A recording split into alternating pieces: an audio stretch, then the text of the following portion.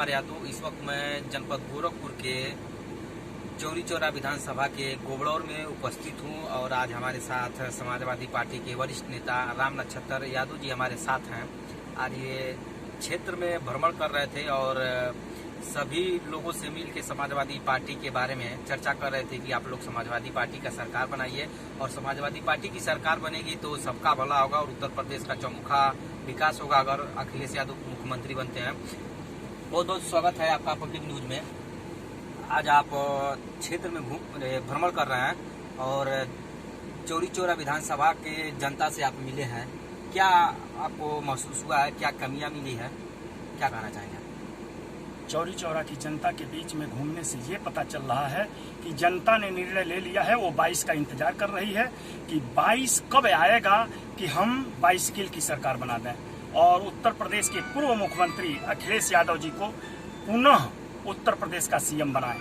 इसलिए कि हिंदुस्तान के ही नहीं बल्कि दुनिया के वो पहले ऐसे नेता हैं जिन्होंने अपने चुनावी घोषणा पत्र में दिए गए सभी वादों को सिर्फ 2.5 से 3 साल के अंदर पूरा कर दिया था।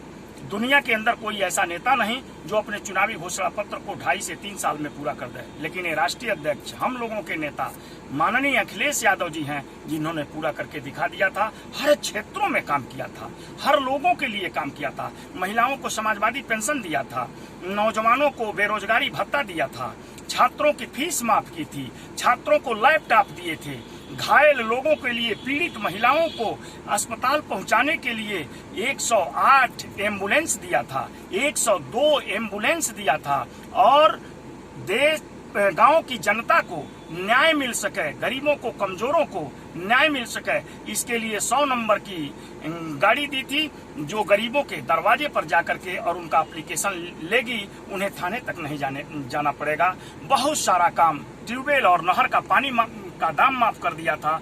बहुत सारे काम हमारे राष्ट्रीय अध्यक्ष अखिलेश जी ने किया। उसको अगर कहने लगे तो कई घंटे लग जाएंगे जितना काम उन्होंने देश की जनता के लिए किया था। और अब जनता जान चुकी है कि भारतीय जनता पार्टी को सरकार चलाने नहीं आता। ये सिर्फ दंगा फसाद करना जानती है, हिंदू मुसलमानों को लड़ाना जानती है, कब्रिस्तान और शमशान की बात करती है और इसके अलावा इसके पास कुछ नहीं है। अब अखिलेश जी को बड़ी बेसब्री से छात्र भी इंतजार कर रहा है, नौजवान भी इंतजार कर रहा है, समाजवादी पेंशन पाने वाली महिलाएं भी इंतजार कर रही हैं। देश का किसान खेत खलिहानों में काम करने वाला, बाजरा, अरहर, गेहूं, धान पैदा करने वाला किसान भी बड़ी बेसब्री से इंतजार कर रहा है। तो भाजपा सरकार तो कहती है कि हम किसान के हितैषी हैं। भाजपा सरकार किसान की हितैषी है। किसानों के खिलाफ काला कानून लाया है भारतीय जनता पार्टी ने और उस कानून को देश की संसद में पास तक करा लिया है। अगर वो किसानों को खुश रखती है तो 4 लाख किसान दिल्ली घेर कर क्यों खड़े हैं? उसमें से 400 मर गए लेकिन आंदोलन समाप्त नहीं हुआ। और भारत के प्रधानमंत्री अगर किसानों के हितैषी हैं तो पहले ही जाकर के दिल्ली में उनसे, किसानों से मिलना चाहिए और उनके दुख दर्दों को सुनना चाहिए और उसका निदान करना चाहिए। परंतु ये किसानों के पास वर्ष भर गुजर जाने के बाद भी आज तक नहीं गए। वो मर रहे हैं, डेली मृत्यु हो रही है उनकी और ये काला कानून पास कर दिए। किसानों की खेती अब कारपोरेट घराने के लोग करेंगे। इस देश का किसान अपने ही खेतों में अब कॉन्ट्रैक्ट फार्मिंग करेगा और निश्चित रूप से कॉन्ट्रैक्ट पर रहेंगे और मजदूर बन करके रह जाएगा देश का किसान। वो खेती छीनने वाला बिल पास कर दिया। इन्होंने किसानों को कुछ नहीं दिया। ये कहे थे कि हम किसानों की आमदनी दूनी कर देंगे। किसानों की आमदनी दूनी करने के बजाय इन्होंने किसानों की पूरी आमदनी खत्म कर दिया, पूरी आमदनी खत्म कर दिया। आज क्या इस देश के अंदर 200 रुपए में कोई लेबर मिलता है क्या? लेकिन हिंदुस्तान के प्रधानमंत्री जी को शर्म आनी चाहिए। जिस देश के अंदर वो 100 रुपया लीटर पेट्रोल और डीजल लगभग बेचवाने जा रहे हैं या बिक रहा है, उसी देश के अंदर इस देश का लेबर एक दिन मेहनत करने के बाद 200 रुपए पाता है। 200 रुपए में किसकी रोजी रोटी चल जाएगी? 200 रुपए तो तेल है, सरसों का तेल है। 200 हाँ, 200 रुपया किलो तो सरसों का तेल है। आप बताइए, इतनी जबरदस्त महंगाई देश के अंदर है कि लोग भूखमरी के कगार पर चले गए हैं। इस देश का किसान चिलचिलाती धूप में प्याज से रोटी खा करके कुदार चलाता है, गला उसका सूख रहा है, वो भूखों मर रहा है और कुछ दिनों में आत्महत्याएं बड़े पैमाने पर बढ़ जाएंगी।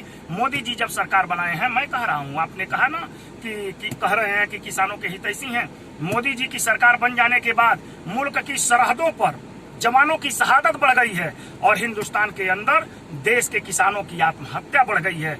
40% देश के किसानों की आत्महत्या बढ़ी है और सरहद पर देश के जवानों की शहादत बढ़ी है। मैं आपसे एक बात जानना चाहता हूँ, जब से कोरोना अपने देश में आया है, देश प्रदेश में, तब से बेरोजगारी इतनी बढ़ गई है कि लोग खाने को मोहताज हैं और काम भी नहीं मिल रहा है। और काम न मिलने की वजह से परिवार नहीं चला पा रहे हैं और परिवार नहीं चलाने की वजह से लोग आत्महत्या कर रहे हैं। इस संबंध में आपका कहना है?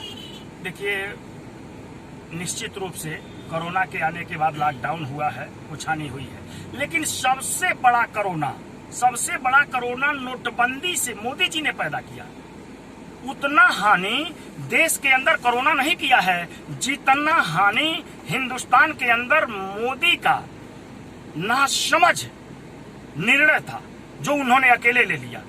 जब हिंदुस्तान के पास संसद है, आपके पास एक कैबिनेट है, तो आपने कैबिनेट में विचार क्यों नहीं किया? आपने हिंदुस्तान की संसद में इस बात को रखा क्यों नहीं?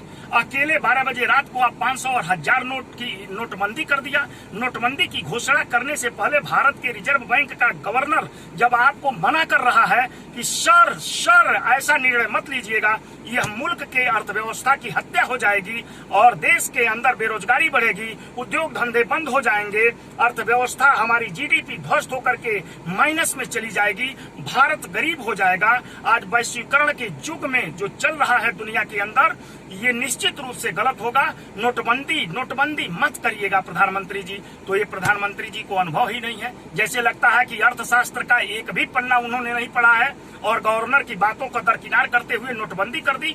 उसी समय से बढ़ी बेरोजगारी, उसी समय से उद्योग धंधे बंद हो गए। नोटबंदी के 1 महीने के अंदर 3,65,000 उद्योग भारत में बंद हो चुके थे और उसमें काम करने वाले लेबरों को छटनी करके घर भेज दिया गया था, जिसमें सर्वाधिक उत्तर प्रदेश और बिहार के थे। मैं उन लेबरों से कहना चाहता हूं कि अब समय आ गया है और बदलो, हुकूमत बदलो और इनको पुनः कभी सत्ता में मत आने देना, नहीं तो देश बर्बाद हो जाएगा। इन्हें राष्ट्र चलाने का अनुभव नहीं है। ये दंगा शास्त्र जानते हैं, ये दंगा फसाद कराएंगे, हिंदू मुसलमानों को लड़ाएंगे, देश में तनाव बनाए रहेंगे। समाजवादी पार्टी का 2 स्लोगन बहुत वायरल हो रहा है, 22 में 22 कील और उत्तर प्रदेश में खेला हुआ।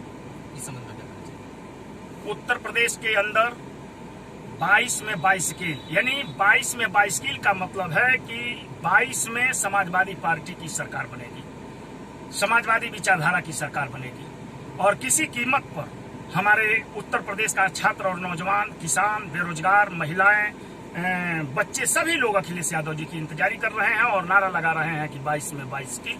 वही नारा हमारे पार्टी का नारा बन गया।